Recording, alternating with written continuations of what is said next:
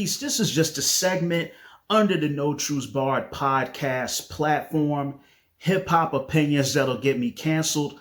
Those of you that follow me, you know I'm a huge hip hop head. So in this particular video, I'm going to give you two of my unpopular, very first controversial hip hop opinions that I have is about the group Slaughterhouse. Slaughterhouse was a hip hop supergroup, a team of elite lyricists, which included Royce da 5'9", Crooked I, G.O.A.Ts, and Joe Budden. They broke up over about 10 years ago. And when they got together, I was like, this is one of the best assemblies of hip hop lyricists, MCs, etc. You know, probably since the Juice Crew or even Rough Riders. You had, stellar, elite lyricists in every single category that you could think of this: imagery, vocabulary, wordplay, similes, etc., flow. They were juggernauts and masters in each one of their respective styles of lyricism. And it was just really hurtful when they broke up and they stopped making music. So my theory is this: with the level of talent, the level of lyricism that you had in Slaughterhouse, if they were able to keep functioning and putting out better projects, they probably could have gone down as top 3 hip hop groups of all time. Aside from Wu-Tang, you can't really think of a specific hip hop group with just a collective of super genius lyricists all in one group. And so I think if they had the chance to build that sort of momentum, they could have easily be considered one of the greatest hip hop groups ever. And even, I would say, more so than Wu-Tang, Tribe, Outkast, Gang Starr, etc. And Slaughterhouse really had that chance to become that sort of super elite group. Second unpopular hip hop opinion, and I think this one is probably going to rub people the wrong way. For me, now let me preface this by saying, for me, I make a discernment between being a lyricist and being an MC.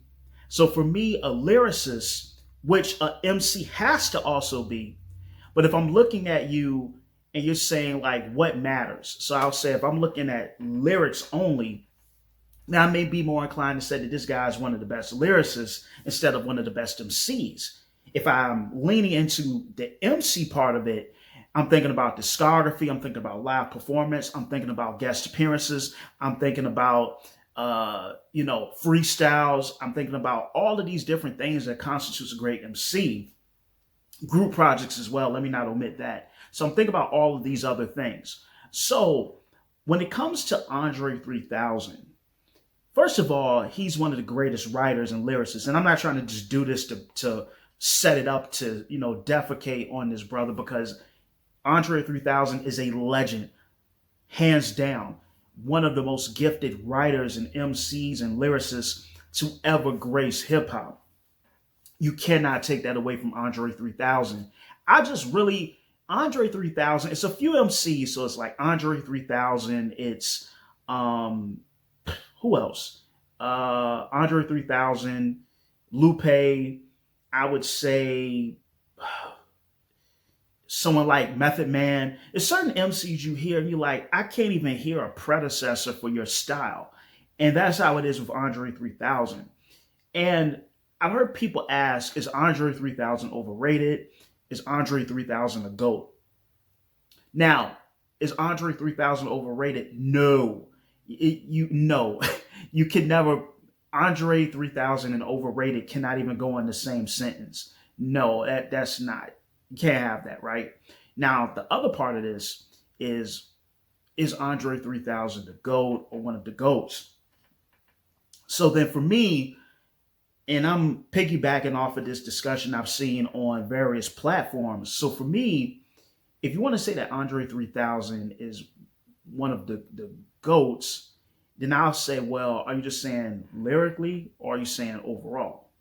So if someone was to say, hey man, Andre 3000 is top 3 of all time lyrically, like you're just based off his brilliant lyricism, I would say, yeah, I could agree with that. I could see where people could be like, yo, Andre 3000 might be top 3 ever, top 5, top 10, etc., just off of lyricism, because in that sort of conversation, that's what we're thinking about. We're not including any of the facets that go into being an MC. But then if you're trying to tell me Andre 3000 as a solo artist himself should be placed in the top 3 or the GOAT status, and we're basing it on MCing, then that's where I might have to disagree, because then I would have to look at Andre 3000, first off, lyricism, and he's just going to be a powerhouse there. But then I have to say, okay, we're looking at him as a solo artist and MC, not part of Outkast, but solo artist.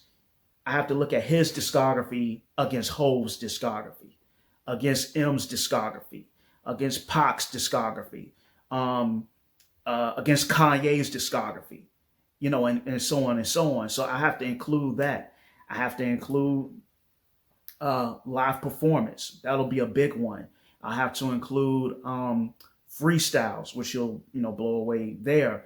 And so when I'm adding all of these other facets of MCing, I cannot put Andre 3000 in the GOAT category as a solo artist.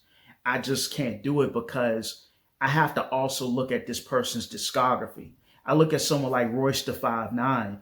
Royce da 5'9" put out Prime 2 and Book of Ryan in 1 year, and both were like insanely produced, and both were just really brilliant conceptually as well. And so my thing is, MCing wise, am I supposed to just negate all of that, negate discography, and let 3 stacks, maybe be ahead of someone like Nas, or be ahead of someone like Styles P, or ahead of someone like Scarface or Beanie Siegel, whomever, right? Just based off of verses. And that's kind of where I draw the line. So if someone came to me and was like, hey, because for me, if I'm just thinking about an artist just lyrically, for me, Lupe Fiasco is the GOAT. I don't think there's a lyricist alive that's better than Lupe at all. But if you're talking about MCing, I can't put Lupe realistically in my top 10 of all time, because there's a lot of other variables at play. So that's kind of my view on Andre 3000. I don't think he's overrated, but I'm not one of those guys that can really say he's in that GOAT category. So these are some of my hip hop opinions. Beautiful Sunday. Comment below. Subscribe to the channel. Follow the No Truths Barred podcast on Instagram at @THE_No Truths Barred podcast. And I'll be back at you later on this week with episode 81. Peace.